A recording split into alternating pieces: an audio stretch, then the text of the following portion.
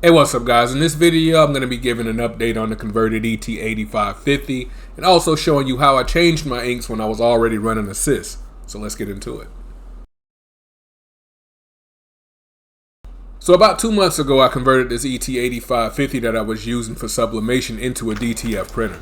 I had been on the fence about DTF because of all the maintenance required, but I decided to jump right in and I'm still pretty glad that I did. I haven't had any major issues as of yet and the printer is still printing great. We recently made a trip down to our home in Florida and I had the printer sitting idle for about 5 days or so and it really needed a good cleaning. Also, the ink I was using was given to me by my ink supplier and it was great, but I left it back in Tennessee.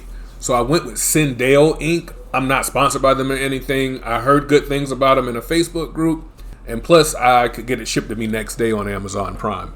So the tools I needed were the clear 4mm plugs, colored 4mm plugs, distilled water, some print head cleaning solution, syringes, replacement CISS tubing, elbow connectors, and of course the new ink. So the first thing I did was get the carriage unlocked by pulling the plug as soon as it got ready for a paper guide cleaning.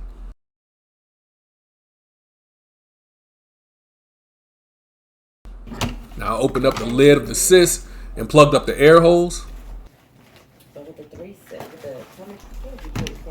And once the holes at the top were plugged, I flipped the CISS over and removed the tubes from the tanks by the elbow connectors.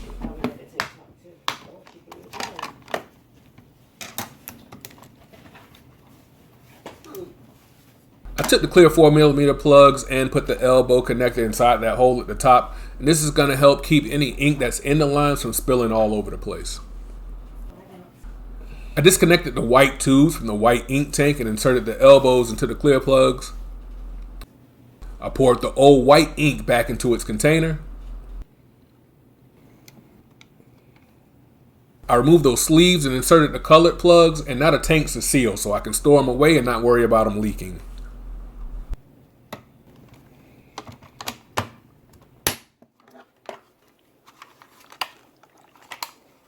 And I removed the right side cover. Now for ease of access, I don't keep screws in the side, so it just pops right off for me. I removed the black cover on the top left of the printer. And then I removed the cover to the print head carriage. I removed the spring and the 2 silver screws that hold the tubing manifold in place.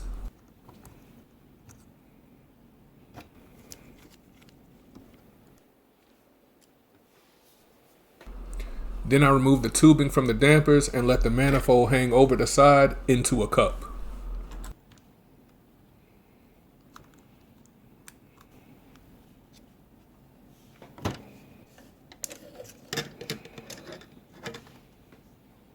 For each one of the lines, I used a syringe and drew up some distilled water. Then I pushed it through the lines until it ran clear into that cup. This is going to help blow out any little chunks of ink that might be settling inside the tubes out.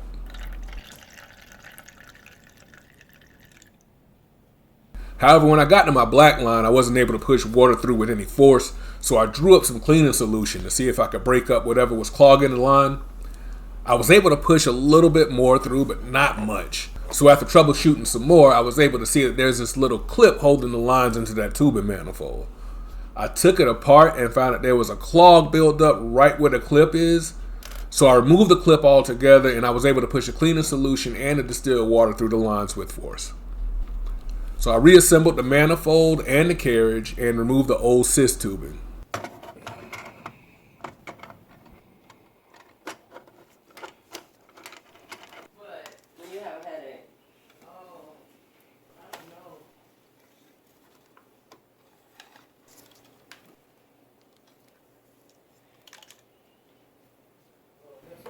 Then I ran new tubing through the front of the printer and connected a new CISS tank. I also connected the new lines to the printer's existing tubing with elbow connectors. I just forgot to film it. I replaced the right side cover.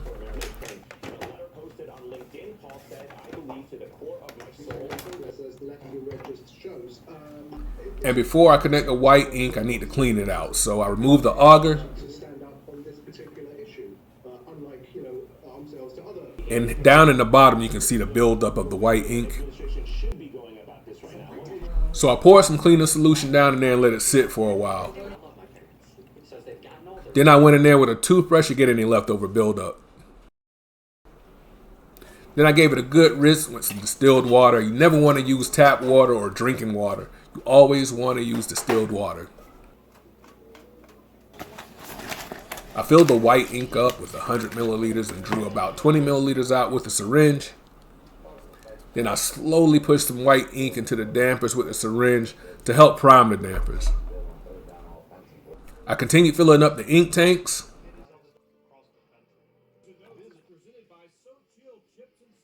Then I slowly pushed air into the hole of the CISS tank, and this is going to force air into the lines and then into the dampers.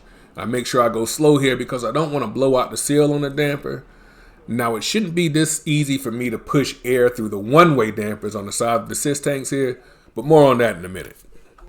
After the lines were primed, I reconnected my waste bottle, and I filled up the cassette with copy paper for my nozzle checks. I ran a regular head cleaning and there was nothing on the paper. Now, there at least should have been something on the paper, and it hit me. I thought to myself, it shouldn't have been that easy for me to push the ink through the one-way damper. So upon further inspection, I had the one-way dampers on backwards. So instead of turning them around and going up to the print head to prime them from there, I just removed it.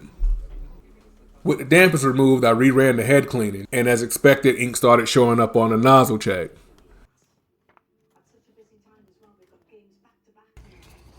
So after a few more head cleanings, I got a nozzle check I was happy with, and now it's time to do a test print. I threw together something in Photoshop and saved it as a PNG.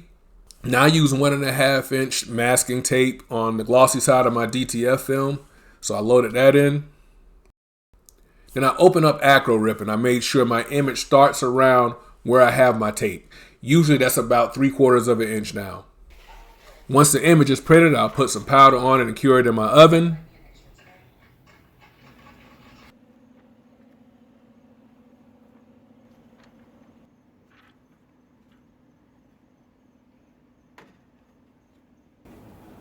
Then I press it on the shirt.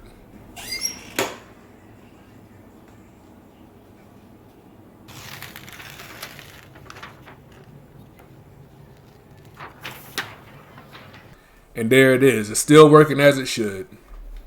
Again, I'm still new to this and I still make mistakes. So if you would leave some Facebook groups that I should check out in the comments. If you enjoyed the video, please consider liking it. And until next time, guys, good luck and good night.